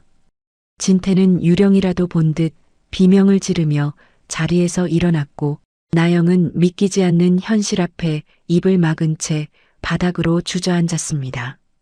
정육점에서 쫓겨났던 그 비천한 여자가 자신들이 무릎 꿇고 빌어야 할 거대 자본의 주인이 되어 눈앞에 앉아 있다는 사실이 도저히 믿기지 않았던 것이죠. 소희는 그런 그들을 비웃듯 찬물을 우아하게 한 모금 들이켰습니다. 당신이 어떻게 여기에? 이게 대체 어떻게 된 일이야? 진태는 갈라진 목소리로 절규했지만 소희는 대답 대신 찻잔을 조용히 내려놓았습니다. 달그락거리는 작은 소리가 넓은 거실에 천둥처럼 크게 울려 퍼졌죠. 소희는 여유로운 몸짓으로 다리를 꼬고 앉아 사색이 된 진태를 지그시 내려다보았습니다. 30년간 그가 자신에게 지불했던 멸시와 배신의 대가가 이제는 그가 감당할 수 없는 거대한 공포로 돌아가고 있었던 것이죠. 법정에서 그를 속였던 소희의 연기는 이제 완벽한 반전으로 완성되었습니다. 소희는 곁에 있던 나영을 향해 시선을 돌렸습니다. 나영은 소희와 눈이 마주치자마자 사시나무 떨듯 몸을 떨며 고개를 숙였죠. 박나영 씨도 반가워요. 우리 호텔 격리 출신이라면서요? 여기서 다시 보게 될 줄은 몰랐네요. 소희의 한마디에 나영의 가짜 재벌 신부는 단 한순간에 산산조각 났습니다. 진태는 나영을 돌아보며 배신감에 몸을 떨었지만 이미 때는 늦었죠. 두 사람의 추악한 욕망이 만들어낸 가짜 낙원은 소희라는 진짜 주인 앞에서 처참하게 무너져 내리고 있었습니다. 진태는 지푸라기라도 잡는 심정으로 소희의 발치에 무릎을 꿇었습니다. 여보, 소희야. 내가 잘못했어. 그 리조트 땅 당신이 가지고 있는 거 다 알아. 제발 한 번만 살려줘. 그의 비굴한 애원은 펜트하우스의 화려한 벽에 부딪혀 공허하게 흩어졌죠. 소희는 자신의 구두 끝에 닿은 진태의 손을 차갑게 털어내며 싸늘한 미소를 지었습니다. 사랑의 대가로 모든 것을 바쳤던 아내의 모습은 이제 찾아볼 수 없었어요. 그녀의 눈동자에는 오직 죄를 지은 자를 심판하는 엄격한 주인의 모습만이 서려 있었습니다. 소희는 테이블 위에 놓인 호텔 평면도를 손끝으로 가만히 훑었습니다. 그러고는 자신을 향해 절규하는 진태를 내려다보며 세상에서 가장 잔인한 목소리로 입을 열었죠. 진태 씨, 착각하지 마세요. 오늘은 투자 협상을 하러 당신을 부른 게 아니니까요. 진태의 눈동자가 의아함으로 흔들리는 찰나 소희는 우아하게 찻잔을 다시 들며 쐐기를 박았습니다. 임대 문의하러 오셨나요? 아, 미안해요. 우리 호텔은 당신 같은 사기꾼과 신용불량자에게 내줄 방은 단 한 칸도 없거든요. 나영은 소희의 서슬 퍼런 꾸짖음에 제풀에 꺾여 바닥으로 힘없이 미끄러지고 말았습니다. 자신이 과시하며 휘둘렀던 명품 가방은 이제 거추장스러운 짐짝처럼 느껴졌고 화려한 보석들도 한순간에 빛을 잃은 돌멩이가 되었죠. 진태는 나영을 원망하는 눈빛으로 달려들려 했지만 이미 경호원들의 강한 손길에 제압당해 아무것도 할 수 없었습니다. 그가 믿었던 9천억 원의 자산가가 사실은 자신이 비린내 난다며 내쫓은 아내였다는 사실이 그의 뇌리를 사정없이 난도질하고 있었던 것이죠. 배신의 대가는 이토록 처참했고 가짜로 쌓아 올린 낙원은 이제 먼지처럼 흩어지고 있었습니다. 소희의 마지막 한마디는 진태의 영혼을 산산조각 내버렸습니다. 그는 자신의 모든 것이 끝났음을 직감하고는 넋이 나간 채 바닥에 엎드려 오열하기 시작했죠. 소희는 그 비참한 꼴을 무심히 지켜보다가 대기하고 있던 경호원들에게 차가운 눈짓을 보냈습니다. 이제 그들을 이 화려한 세계에서 영구히 추방할 시간이었던 것이죠. 하지만 그때 펜트하우스의 전화기가 울렸고 준혁이 다급한 목소리로 소희에게 다가왔습니다.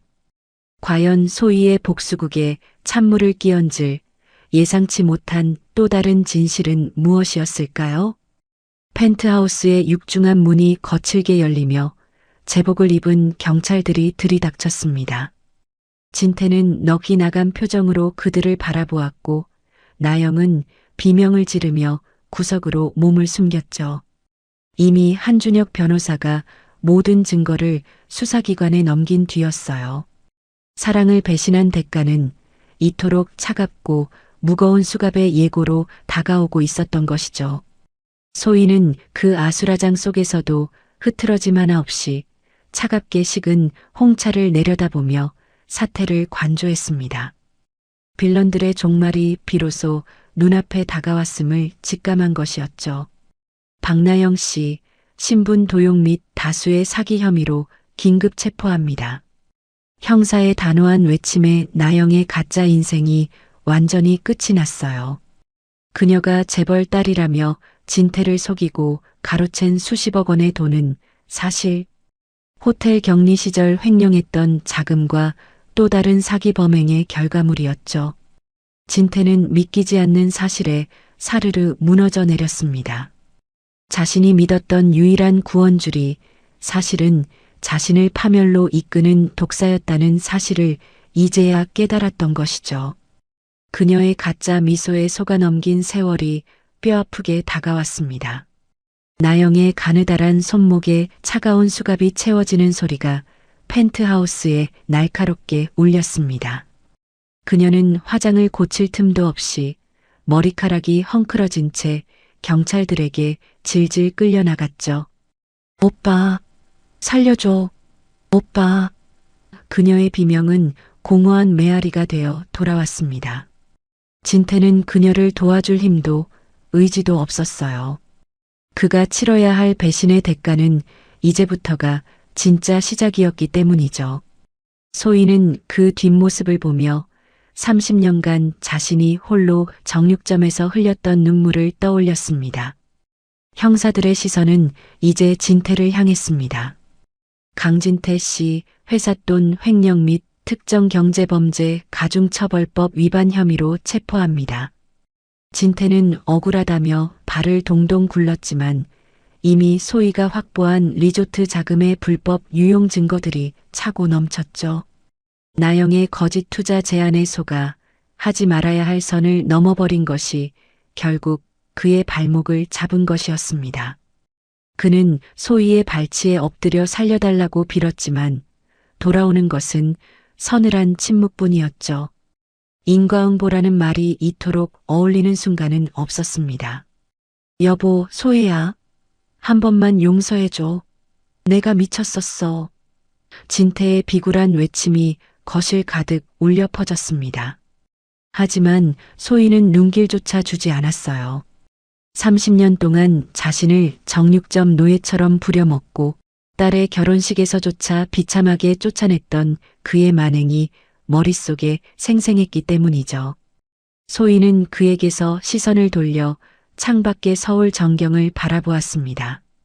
자신이 지불한 인내의 대가가 드디어 가해자들의 파멸이라는 사이다 같은 결과로 돌아오는 순간이었죠. 소희의 입가에 차가운 미소가 번졌습니다. 진태의 손목에도 거친 쇠사슬 소리와 함께 수갑이 채워졌습니다. 명품 수트 소매가 구겨지고 머리카락은 땀에 젖어 엉망이 되었죠. 경찰들의 손에 끌려나가는 그의 뒷모습은 시장 바닥에서 폐지를 줍는 노인보다 더 초라해 보였습니다. 그는 마지막까지 소희의 이름을 부르며 발악했지만 이미 법의 심판은 시작된 뒤였어요. 탐욕에 눈이 멀어 가족을 버린 자의 말로는 차가운 수갑 소리와 함께 처참하게 마무리되고 있었던 것이죠. 모든 것을 잃은 자의 비명만이 펜트하우스를 가득 채웠습니다. 그들이 끌려나간 자리에 웨딩드레스를 입은 유리가 나타났습니다. 눈물로 얼룩진 신부의 모습은 보는 이들의 가슴을 아프게 했죠. 유리는 엄마 소희를 보자마자 다리에 힘이 풀린 듯 바닥에 주저앉았습니다. 소희는 그런 딸을 보며 복잡한 심경에 휩싸였어요.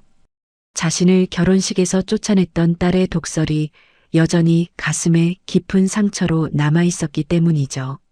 하지만 유리의 눈망울에는 엄마를 향한 증오가 아닌 깊은 슬픔과 회한만이 가득 서려 있었습니다. 유리는 소리 없이 흐느끼기 시작했어요. 유리는 기어가는 몸짓으로 소희의 발치까지 다가와 엎드렸습니다. 엄마 미안해. 유리의 오열이 조용했던 펜트하우스를 흔들었어요. 소희는 차마 딸의 손을 잡지 못한 채 굳어 있었죠. 유리는 소희의 신발 끝을 붙잡고 가슴속에 묻어두었던 진실을 토해내기 시작했습니다. 아빠가 엄마 정육점을 불태우겠다고 했어. 시장 상인들도 다 길거리로 내쫓겠다고 협박했단 말이야. 딸의 폭발적인 고백에 소희의 눈동자가 거세게 흔들렸습니다. 상상조차 못한 진실이었기 때문이죠. 유리는 말을 잇지 못할 정도로 울먹이며 고백을 이어갔습니다. 내가 엄마한테 모질게 굴지 않으면 엄마를 정말로 해치겠다고 했어. 그래서 내가 엄마를 지키려고 그랬단 말이야.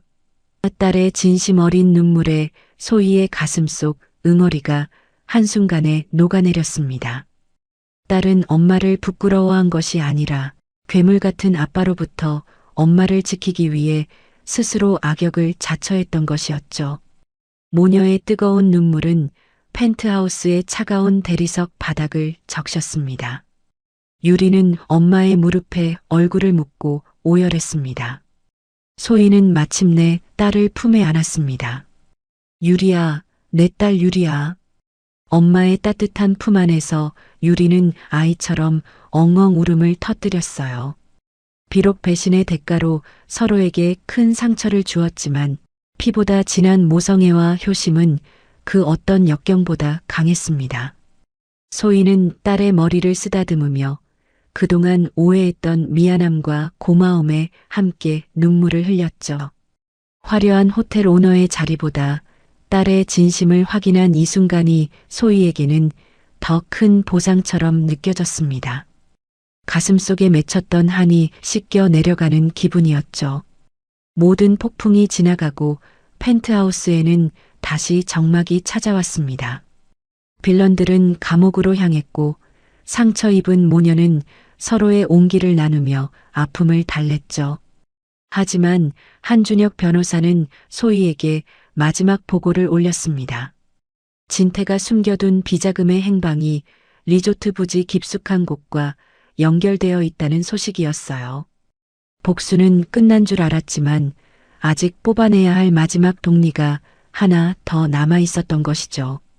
과연 소희는 그 마지막 뿌리까지 완벽하게 제거하고 평온을 찾을 수 있을까요? 진정한 평화를 향한 마지막 여정이 예고되었습니다. 어느덧 3년이라는 시간이 흘렀습니다. 소희는 이제 더 이상 비린내 나는 앞치마를 두른 시장 아줌마가 아니었죠. 그녀는 대한민국 최고의 호텔 그룹을 이끄는 당당한 경영인으로서 세상의 존경을 한몸에 받는 위치에 올랐습니다. 하지만 그녀의 집무실 한구석에는 여전히 아버지가 남기신 낡은 수첩과 빛바랜 사진 한 장이 놓여 있었어요. 사랑의 대가로 치렀던 그 혹독했던 시련들은 이제 그녀를 더욱 단단하게 만드는 밑거름이 되었던 것이죠. 소희의 눈빛은 이전보다 한결 부드럽고 깊어졌습니다. 소희가 가장 공을 들인 사업은 호텔 내부의 작은 박물관을 만드는 일이었어요. 그곳은 화려한 유물을 전시하는 곳이 아니라 호텔의 시작과 초심을 기억하기 위한 특별한 공간이었죠. 그녀는 매일 아침 이곳을 들러 자신의 뿌리를 확인하곤 했습니다. 가장 높은 곳에 올라갔을 때 가장 낮은 곳을 기억해야 한다는 아버지의 가르침을 소희는 한시도 잊지 않았던 것입니다. 화려한 대리석 복도를 따라 걷는 그녀의 발소리는 이제 여유와 기품으로 가득 찼습니다. 참으로 평온하고도 아름다운 아침이었죠. 박물관 정중앙 가장 눈부신 조명을 받는 유리관 속에는 아주 낯설고 이색적인 물건 하나가 놓여 있었습니다. 그것은 바로 소희가 30년 동안 시장에서 고기를 썰 때 사용했던 낡고 무딘 정육점 칼이었죠. 호텔을 방문하는 귀빈들은 의아한 표정을 지었지만 소희는 그 칼을 볼 때마다 가슴 깊은 곳에서 뜨거운 무언가가 울컥 치밀어 오르곤 했습니다. 그 칼은 그녀가 견뎌온 인고의 세월이자 아버지가 남기신 마지막 사랑의 증표였기 때문이었죠.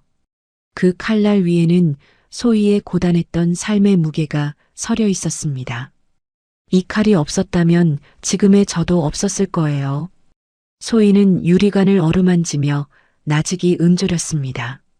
비린내 나는 시장 바닥에서 보낸 그 치열했던 시간들이 사실은 자신을 여왕으로 만들기 위한 가장 혹독한 훈련이었음을 이제는 압니다. 사랑을 맹세했던 남자의 배신도 딸과의 가슴 아픈 오해도 모두가 이 무딘 칼날처럼 소희의 영혼을 예리하게 벼려낸 과정이었죠. 그녀는 칼날에 비친 자신의 얼굴을 보며 초심을 잃지 않겠노라고 다시 한번 조용히 맹세했습니다. 돌아가신 아버지를 향한 깊은 존경이었죠. 이제 소희의 곁에는 든든한 조력자 한준혁이 그림자처럼 머물고 있었습니다. 3년 전 빗속에서 그녀를 구했던 그 인연은 이제 호텔의 미래를 함께 설계하는 가장 신뢰할 수 있는 동반자가 되었죠. 준혁은 소희가 어려운 결정을 내릴 때마다 묵묵히 그녀의 뒤를 지켜주었습니다. 소희의 거칠었던 손은 이제 고운 살결을 되찾았지만 손바닥에 남은 옅은 흉터만큼은 지우지 않았어요. 그것은 그녀가 치러야 했던 배신의 대가이자 다시 일어선 승리자의 훈장이었기 때문이죠. 참으로 든든하고 고마운 동료였어요. 해가 뉘엿뉘엿 저물어가는 어느 늦은 오후 소희는 수행원들을 뒤로 한 채 홀로 옛 정육점 거리를 찾았습니다. 화려한 수트를 입고 고급 세단에서 내리는 그녀의 모습은 시장 사람들의 시선을 단번에 사로잡았죠. 시장통은 예전보다 많이 정비되었지만 여전히 사람 사는 냄새와 활기가 넘쳐나고 있었어요. 소희는 익숙한 비린내와 흙내음을 맡으며 천천히 발걸음을 옮겼습니다. 가장 비참했던 순간 자신을 보듬어 주었던 그 투박한 정을 소희는 영원히 잊지 못할 것입니다. 그것은 소희에게 고향과도 같았던 것이죠. 시장 어귀 모퉁이를 돌던 소희의 발걸음이 돌연 멈추었습니다. 저 멀리 허리가 구부정한 한 노인이 산더미처럼 쌓인 폐지 더미를 힘겹게 끌고 가고 있었죠. 때자국이 가득한 낡은 옷차림에 흙먼지가 묻은 구멍난 신발. 그 초라한 뒷모습에서 소희는 낯익은 채취를 느꼈습니다. 그는 한때 세상을 다 가진 듯 거드름을 피우던 소희의 남편이었던 진태였어요. 감옥에서 출소한 뒤 갈 곳 없는 처지가 된 그는 이제 시장 바닥에서 가장 낮은 일을 하며 하루하루를 연명하고 있었죠. 인생의 무상함이 절절히 느껴졌습니다. 진태는 길가에 버려진 박스 하나를 줍기 위해 무릎을 굽혔습니다. 3년 전 법정에서 위자료를 포기하라며 소위를 비웃던 그 당당함은 어디에도 없었죠. 그의 손은 추위와 고생으로 갈라져 피가 맺혀 있었고 초점 없는 눈동자에는 오직 생존을 위한 비굴함만이 가득했습니다. 자신이 버린 아내가 사실은 9천억 원대의 자산가였다는 사실을 알게 된 순간 그의 정신은 이미 무너져버린 것이나 다름없었죠. 배신의 대가는 이토록 비참한 몰락으로 그의 여생을 옥죄고 있었습니다. 참으로 처절한 인과응보의 표본이었죠. 소희는 진태의 바로 옆을 지나갔습니다. 하지만 그녀는 걸음을 멈추거나 그를 원망하는 말을 내뱉지 않았어요. 진태 역시 고개를 숙인 채 폐지만을 응시하느라 자신의 곁을 지나는 화려한 여인이 누구인지 전혀 알아보지 못했죠. 비린내 나는 손으로 딸의 결혼식장에 들어오지 말라던 그의 목소리가 환청처럼 들려왔지만 소희는 그저 무심히 앞을 향해 걸었습니다. 이제 그에 대한 증오마저 희미해질 만큼 소희의 마음은 평온해졌기 때문입니다. 복수는 이미 완벽하게 끝난 것이었죠. 참으로 담담하고 조용한 이별이었습니다. 석양이 붉게 타오르며 시장 골목을 물들였습니다. 소희는 차에 오르기 전 멀어지는 진태의 뒷모습을 잠시 바라보았어요. 그가 짊어진 무거운 폐지 더미는 그가 평생 짊어지고 가야 할 죄의 무게처럼 보였습니다. 나영 역시 사기 혐의로 여전히 차가운 감옥 창살 뒤에 갇혀 있다는 소식을 들었죠. 그들이 꿈꾸던 가짜 낙원의 대가는 이토록 혹독하고 쓸쓸했습니다. 소희는 깊은 숨을 내쉬며 차 문을 닫았습니다. 이제 그녀의 인생에서 그들의 흔적은 영원히 지워질 것이었습니다. 시장통의 비릿한 냄새가 바람에 흩어졌죠. 차는 매끄럽게 시장을 빠져나와 화려한 도심의 불빛 속으로 스며들었습니다. 소희는 차창에 비친 자신의 얼굴을 보며 부드러운 미소를 지었죠. 내일은 딸 유리와 함께 아버지의 묘소를 찾기로 약속한 날이었어요. 가장 낮은 곳에서 가장 높은 곳을 향해 걸어온 30년의 여정이 이제야 비로소 찬란한 평화로 마무리되고 있었습니다. 비린내 나던 기억은 이제 은은한 향기가 되어 그녀의 뒤를 따릅니다. 여러분도 소희처럼 끝내 진실과 정의가 승리하는 그런 눈부신 삶의 주인공이 되시길 바랍니다. 달봄 사연이었습니다.